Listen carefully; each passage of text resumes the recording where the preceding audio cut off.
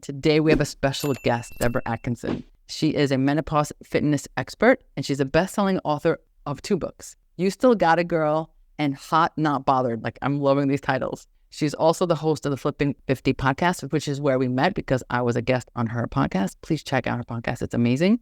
And her TEDx talk is Everything Women in Menopause Learned About Exercise May Be a Lie. And by maybe, it's definitely. She's a 40-year fitness expert, prior senior lecturer in kinesiology at ISU, and founder of Flipping 50, in addition to creator of the Flipping 50 Menopause Fitness Specialist course for fitness and health coaches. Oh my God, amazing. Welcome to the show, Debra. I'm so excited that you're here. I'm so excited to be here. It's been great to reconnect. I just lost my train of thought already, coming right out the bat, but my audience knows that this is what I do. Okay. So, let's talk about that. On your TEDx talk, which was entitled Everything Women Learned About Exercise May Be a Lie. Tell me what you meant about that title and just get us into your world. We've relied in the fitness industry, and then everybody else who trusted us, we've relied on position statements and guidelines that were just based on masses of research that included all ages, men and women, but most of the research is based on young athletic men. So we created these position statements that kind of acted like a quota. Like you should be getting X amount of cardio, X amount of strength training, X amount of mobility. That's probably the one least likely to hurt us. Nowhere in 40 years has anybody really said, shouldn't we be asking them how they feel? And shouldn't we be saying, well, what's happening? What's the result of that? Are you getting fatter or are you getting fitter? Are you gaining lean muscle? You're losing lean muscle. Is this helping you sleep? Is it helping you digest and rest? And so we've kind of forgotten what's the whole point of exercise in the first place. And we've held everybody to the same standard and method. And we now know, I didn't know till 11 years ago, right? And 40 years into this, but I was 30 into it and realized, oh my gosh, only 39% of all the sports medicine exercise research out there features females at all. And then every female, if she's 17 and she's in volleyball, or she's 27, doesn't want to get pregnant, she's 28 and does, but can't, she's, prenatal, she's postnatal, she's perimenopausal, postmenopausal, every one of those demands a unique exercise prescription. And we're not getting it. We're just saying everybody should do X. And who's that for? And a trainer will say, well, everybody. I serve everybody. Yeah. I'm like, stop saying that. Please don't say that. Yeah. Oh my God, I love that. It's funny because you're really saying that on fitness, and I say that with eating, right? Like I tell my clients, like, listen, if you want weight loss, sure, we could talk about weight loss, but like, who cares about the weight loss? Like, what are you eating for your inflammation? Like, how are you feeling, right? And I tell my clients, like, you could eat 2 Snickers bars a day and lose weight, but what have you done for your health? Nothing.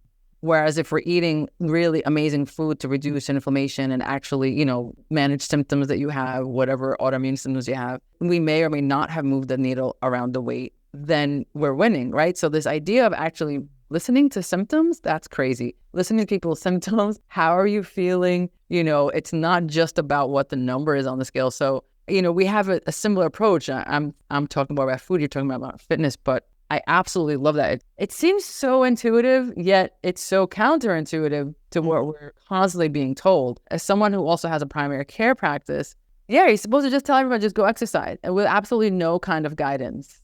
Right. And there is no way that, to your point, that the woman who's trying to get pregnant versus the woman who doesn't care if she's getting pregnant versus the woman who's peri versus the woman who's post, every one of us needs a completely different training. Oh my God, I love that. So with that, like, how is it, like, all we hear is just lose weight, right? Go lose weight. So how is this goal of weight loss, especially for women over 40, how does that set us up for failure? Well, number one, we really have no control over it. None.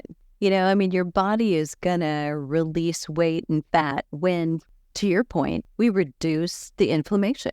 Can we get rid of that? And then, a lot of women think, well, suddenly I gained weight, and they think they gained fat. And it's like, probably not. Probably it's inflammation.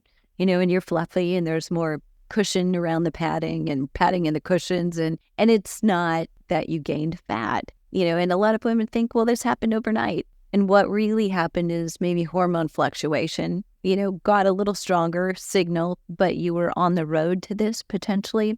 So I think looking at chasing fat loss has always just been futile, but if we chase changing body composition by gaining lean muscle mass, which in itself is hormone replacement therapy, muscle acts like an endocrine organ. It's going to help the inflammation. It's going to help with blood sugar control. It's going to help decrease risk of disease and give you more energy. That we can control. We can gain lean muscle. I love that. Lose fat. And so not only is, muscle an endocrine, disruptor in a good way, fat is also hormonal. So having too much fat, especially in certain areas. And remember, anyone that we're saying the word fat, we just mean fat cells. We're not saying you are fat. We're just using fat cells versus muscle.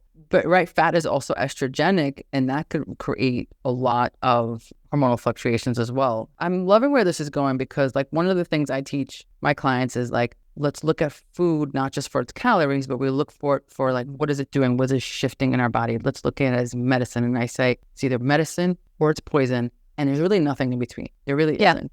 Amen.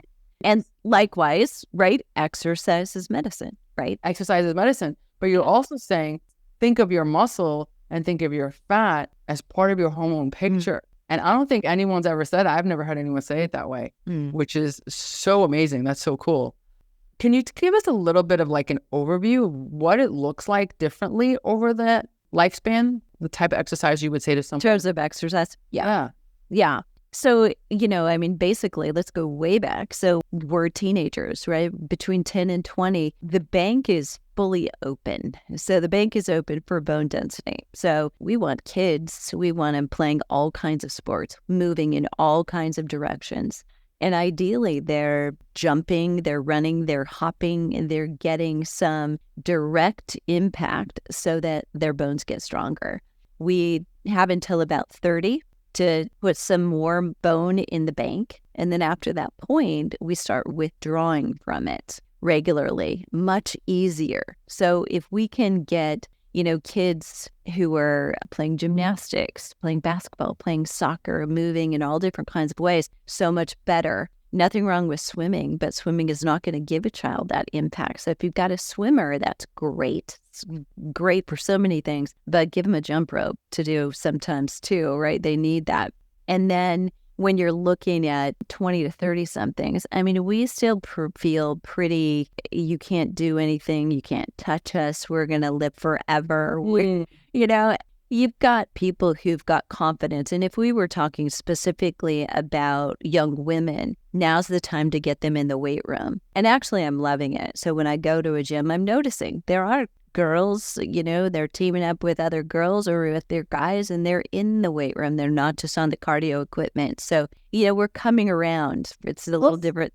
I don't mean to interrupt you, but why? Tell us why. For those of us who don't know, why is that weight so important? Yeah, again, because we still have that opportunity so that we can deposit bone density. We're improving our lean muscle mass, but more importantly, potentially between 20 and 30, now we're laying a foundation. We're laying down good habits. And you get a woman who's used to lifting weights, in her 20s and 30s, she's going to keep it up because she's going to stay strong. She's going to feel better, more energetic, and she's probably going to feel more body esteem, more positive about her own body image. You wait until you've got a woman 55 that's never been in the weight room, never had this regular thing. They're a CEO, but they walk into a gym feeling like a fish out of water. It's a lot harder to get started. We want that habit laid down early. I love that. So we want to have it laid down early, but then do we have a different kind of regimen for our postmenopausal woman? Well, definitely. For a postmenopausal woman, we want her paying attention to strength training. She needs high intensity worse than that 20-year-old does. She needs a little higher serving of protein. I think it's so funny. Women are, they give up their power and I'm going to serve others. And you watch a woman set a plate of burgers down and she's going to wait until everybody else has her. So no, you stab that big one. You need it more than they do. You go get that, girl, right?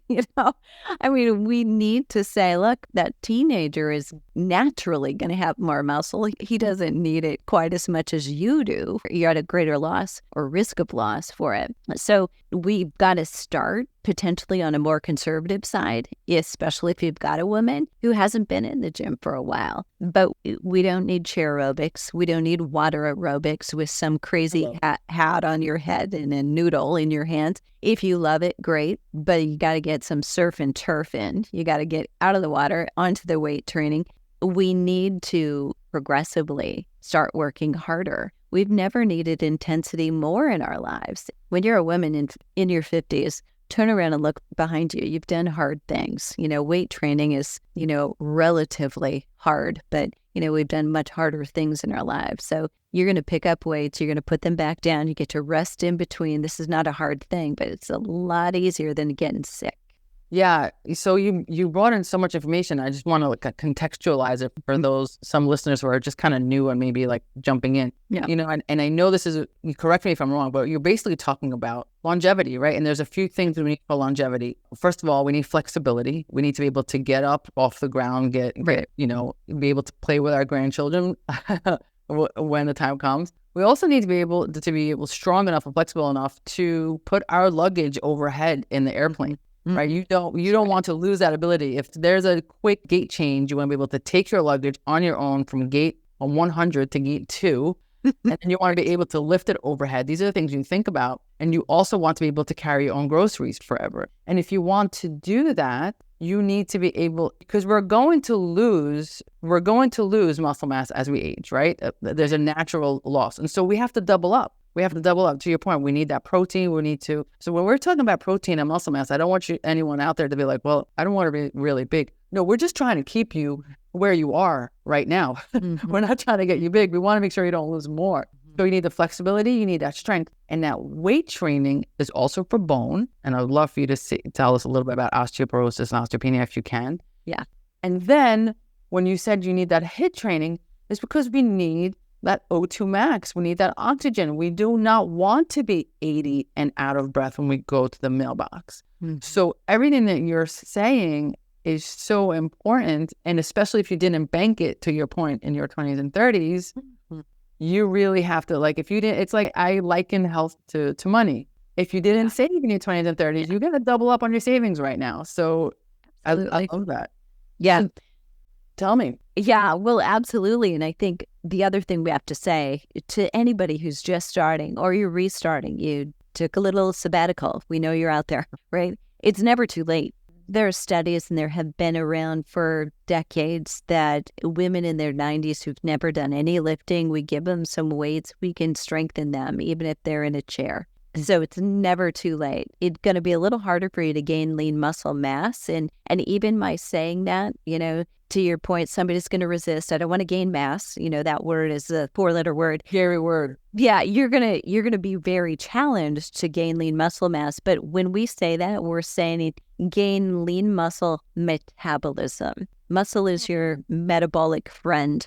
So if you want some support, keeping blood sugar levels down, keeping the belly fat down, lifting weights actually is great for visceral belly fat. Just lifting a total body program. We're not saying lift weights while you're doing crunches, by the way. Nobody heard that right, okay?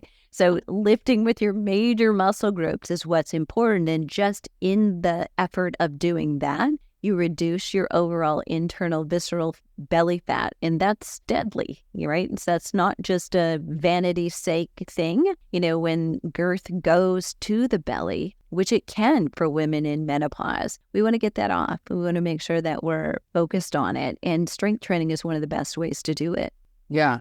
I guess what we're trying to say here is we have to get rid of that kind of wrong perception that we've heard, especially in our age group. The younger generation I don't think they have the same stigma around weight training that our generation does. Mm-hmm. Our generation, we grew up where the men were the ones who lifted. It was really manly to lift. Mm-hmm. I don't want to gain, I want to do cardio. I want to lose. So I think we have to outgrow some of that mentality. So every time you hear this show, we're talking about lifting. We are not lifting to become the Hulk. We are lifting to preserve longevity, to keep you out of the nursing home, to keep you moving, to keep you independent. That is what lifting is about. If anyone who's getting triggered by the word lifting, I really want you to kind of reframe that. That is so awesome. And I see a lot of people, especially with osteopenia and osteoporosis, you need to lift in order to prevent that, or to hopefully, or reverse it if you already have it. Yes. And we're seeing that, by the way. So those of you, I think this is worth saying because I think women still are scared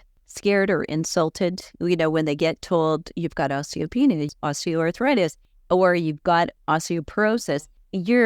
Just last week, we had a woman who's been in our community and she's extremely active. And she said, I've got this. And she just was in a panic still. And it's not a cause for that anymore. 30 years ago, it was. We kind of thought, well, we'll bubble wrap you. Don't do this. Don't move. Don't step off the curb wrong. That could go bad for you. And we're not so conservative. Some of the studies, the research for postmenopausal women with osteoporosis specifically is high intensity. So we're having heavy weights, low repetitions like 5, and we're having them do high impact exercise, not day one. But over the course of these 12 and 18-month studies, we're slowly, progressively moving them up. Well, the great news is the injury rate hasn't gone up compared to any other study. Adherence level is really good. And interestingly enough, the researchers comment on this, that women seem to really enjoy the high intensity. Like they feel more mastery accomplished. Something about it, which is really what we want. All transparent, right? We want you to be codependent. We want you to start feeling stronger internally and never quit. Absolutely. We want you addicted to this. That's right. Yeah, exactly. This is a good addiction. I agree. There is something, I do different kinds of workout every day just to keep it diverse, but there is something that happens to my brain every time I lift heavy. Mm-hmm. I finish lifting heavy and I feel like there's nothing I can't do that day. Mm-hmm. Yep. Whereas with cardio, sometimes I'm a little bit more spent, like a different kind of good feeling. But with lifting, I just feel like, okay, what's next?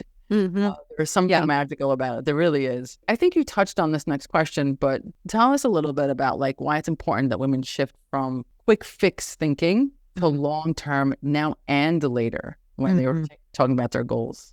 Yeah, well, and you were touching on, longevity. This is about you, keeping you out of the nursing home, keeping you in and out of your chair as you wish, right? Not dependent on anybody else to do it. But we're always going to be motivated by immediate gratification. But you get both. That's the good news. You get both by focusing on lean muscle, focusing on strength. And the one question we still have to go back to ask ourselves is, how is the exercise making you feel? Because if you come home, like after that long cardio that so many of us were used to doing as young adults, and we keep saying to ourselves, well, I just want to get back to that. Just want to get back to then. We're not going back. No, we're not going back there. We don't have the hormones we had then, so we need to change our strategy a little bit. And, here's the other thing. For 20-something women who you might influence, it probably didn't really work well then. We got away with it simply because our hormonal profile and the lean muscle mass we had allowed us to get away from it. But had we changed it and we were doing things differently, we may have gotten to 50 or 60 far better off. The next generation is going to have it so much better because of what we're teaching them. So we want to leave with that message that we want to be strength training, to be strong, to do all the other things. To, yes, do some cardio. We want to maintain that VO2 max. We want to make sure that we can get breathless on purpose, so we're not getting breathless when we don't want to be breathless. We want to make sure we maintain the mobility and flexibility, and actually going through full range of motion, doing strength training helps you maintain that mobility. And you also want to maintain and realize that your muscle is not just helping the muscle and the bone, but it's helping your brain. Neurotransmitters, feel good hormones, are much more apparent, which helps offset negative effects of cortisol and stress. 100%. I love what you said. We want to get breathless on purpose. Yeah. Breathless on purpose, so we don't get breathless and we don't want to. Oh my God, I love that. And every time I try to do, I try to do like once a week, really intense O2 max training. And man, is it hard, but I'm going to say that to myself. I want to get breathless on purpose. I love that. That is such a good sentence. And basically, if anyone's like, what the heck is O2 max? You don't have to get any special machines or anything like that. You basically, let's just say you do something, I don't know, you do something for 30 seconds and you're completely winded. You want to keep pushing yourself to do that, either that same 30 seconds without getting so winded. And when you do, you push a little more and you try to do it for another 10 seconds so each time you kind of want to push what it takes you to get breathless That's pretty much O2 max in a nutshell, right? Debra, would you say they're oversimplified, but For women, I think it is the best thing. And I think we should potentially clarify right now, because I think a lot of people are hearing zone 2, zone 2, zone 2. And first of all, a lot of women don't know what the heck that is. What is zone 2?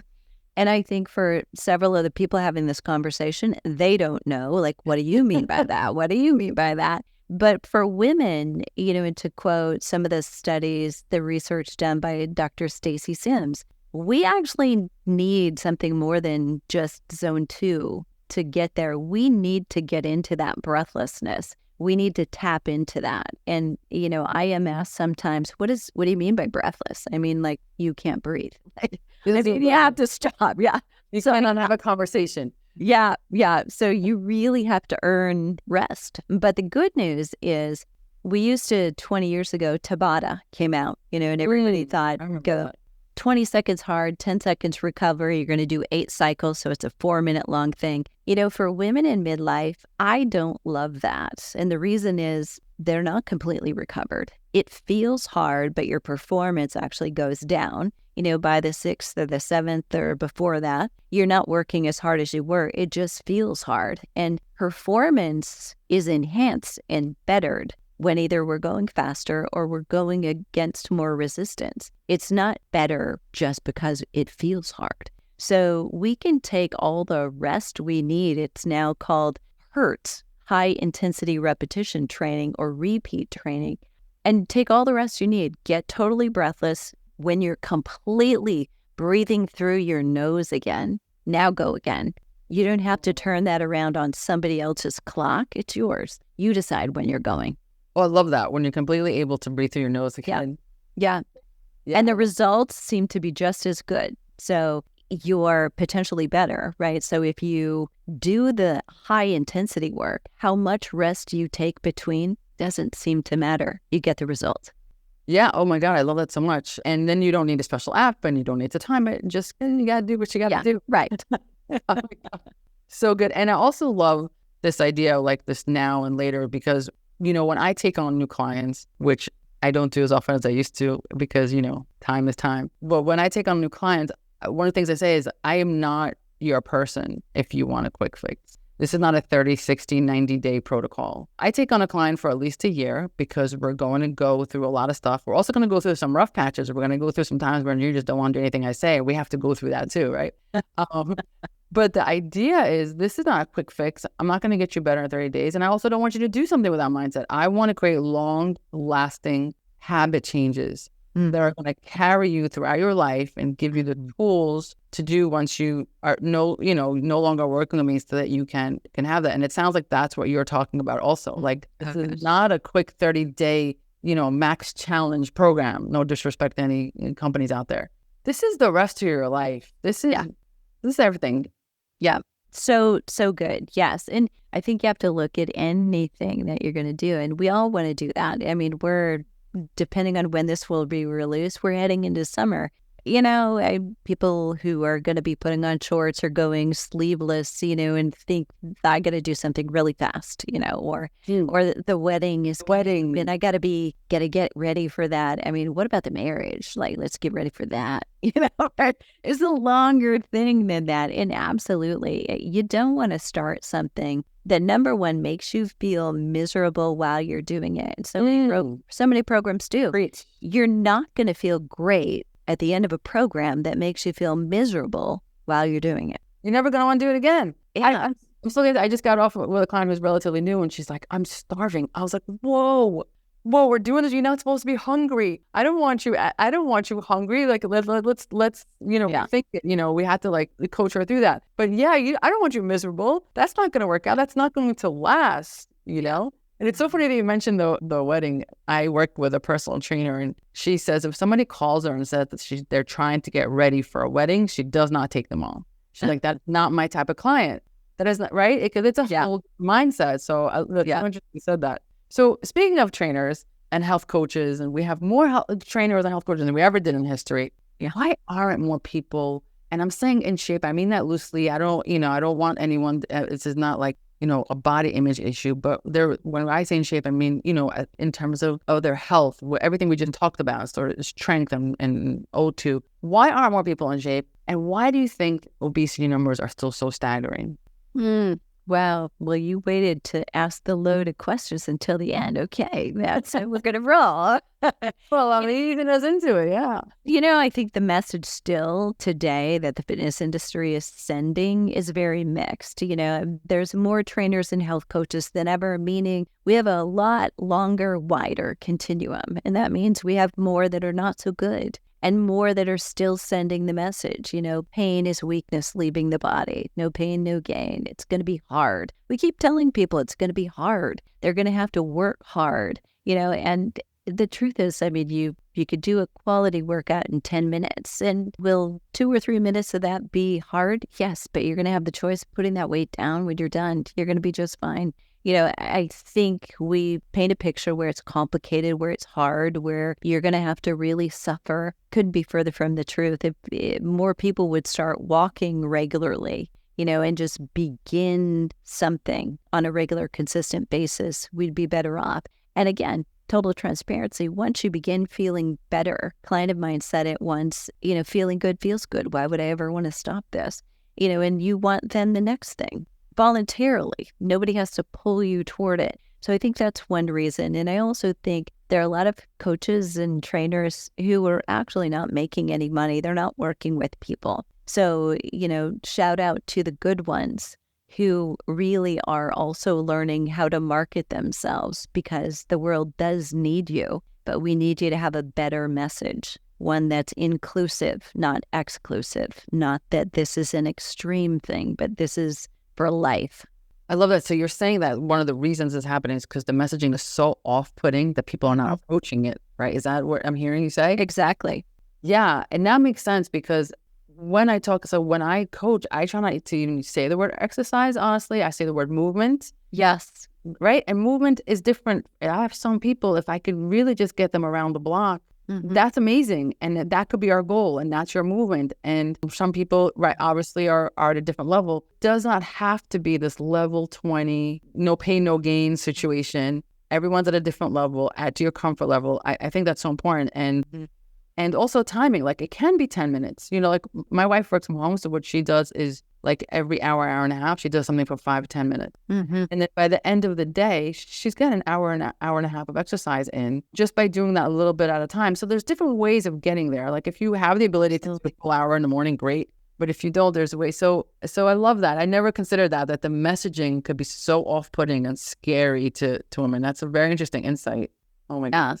Yeah. And I think, that we also, we wait until it gets so bad, right? And then we want it right away. So we end up hurting ourselves. We're part of our own worst enemy there as well. But to your point, exercise snacks are so very good. And when you said, by the end of the day, she's got, an hour of exercise. And for a woman who's watching and she's thinking, well, I can do 45 minutes at a time. If your goal, like your priority is to improve your blood sugar levels, maybe you would need to focus on that visceral belly fat. Breaking up sedentary time is actually even more beneficial at doing that than one long walk and then sitting the rest of the day. So it's an interesting, think about it.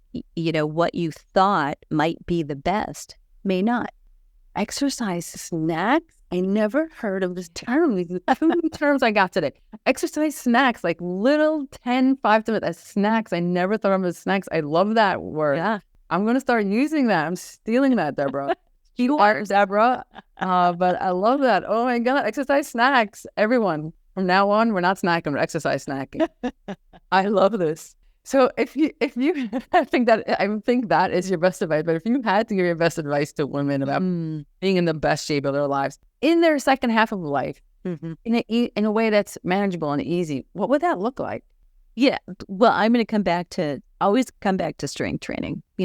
Finding a way to do resistance training for yourself. I'm a big proponent of strength with weights, so dumbbells, some kind of shape of a weight or an object that you're picking up, because it's like the dog food, it's like the dog, the baby, the things you're going to Yeah, up. the case. Not a lover of tubes and bands, and simply it's the elastic properties change on us. And so you don't get the resistance throughout the muscle the way you want to. I know that's counter to some people and they love bands and they travel really well, but just floating that out there. But the other thing I want to hit on is, what if you weren't thinking about the exercise as much as you were putting a bucket list item on your calendar?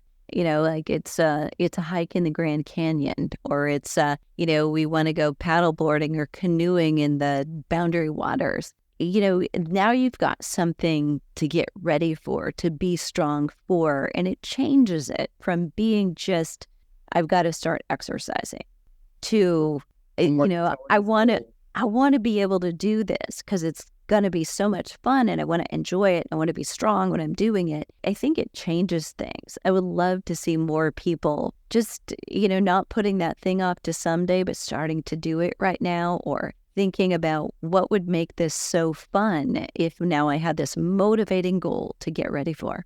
I love that. And I mean, the goals that you chose were very like nature-ish. And there's some of us like me that are really nature-ish. So I'm going to say, don't let that, because I do not want to go whitewater rafting. Okay.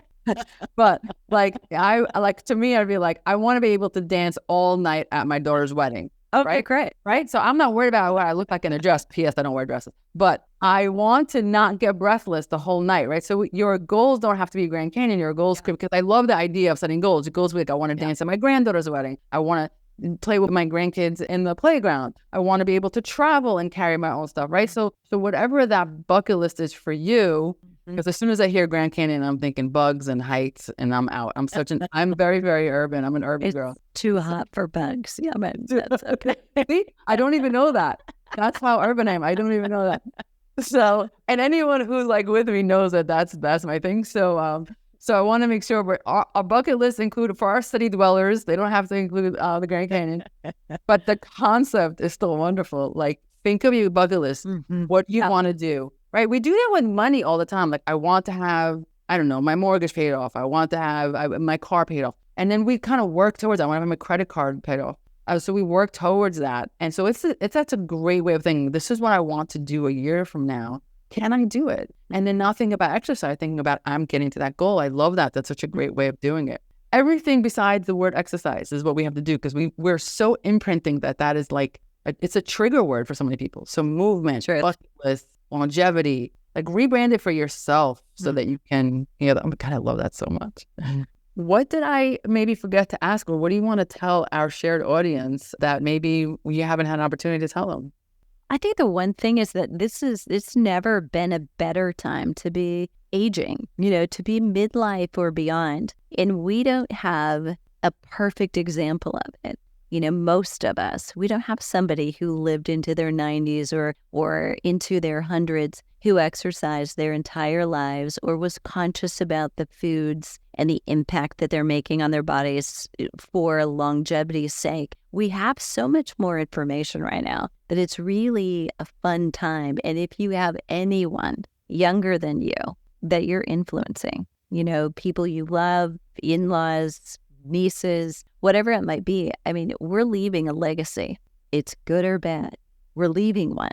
So you get to choose, what does that look like? What are you telling them about how they can age, how they can start now? I think it's never been a better time, and we're going to age and have an end of life that is far more motivating, I think, than the image that we may have had in the past. That is so important what you just said, because, as someone who's in medicine, if we have not studied women postmenopausally enough, because this is the first generation that's not only living longer, but we are doing shit at this age, right? We are doing stuff like, our parents did not do this. We're like at the height of our career. We're at the height of like, we're on our second or third, like some of us on our first relationship, but some of us our second or third relationship. It's like where we're traveling. Like there's so much happening at this point of life. And so even medicine hasn't caught up. Like even the idea of like hormones, of bioidentical hormones, like they're just getting there now, because they never considered the woman past this age, really. Like she was just supposed to go out to pasture. So you're right. It is such a good time for this generation to be alive. We are the trailblazers for generations to come of what life at this age and beyond looks like.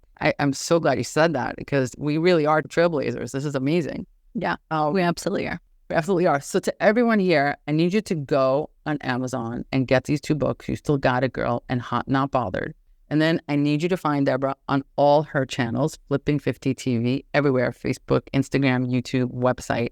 And I know you have so many programs, right, that people can Absolutely. exercise programs. There are so many things that you can get.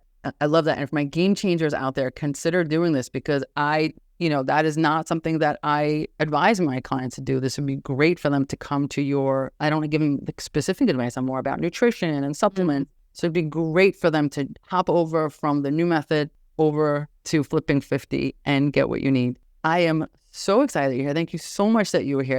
It was amazing. And maybe we could do this again in the future. Absolutely, we can. Yes. We can't wait to come back. Thanks so much for having me. It's a pleasure.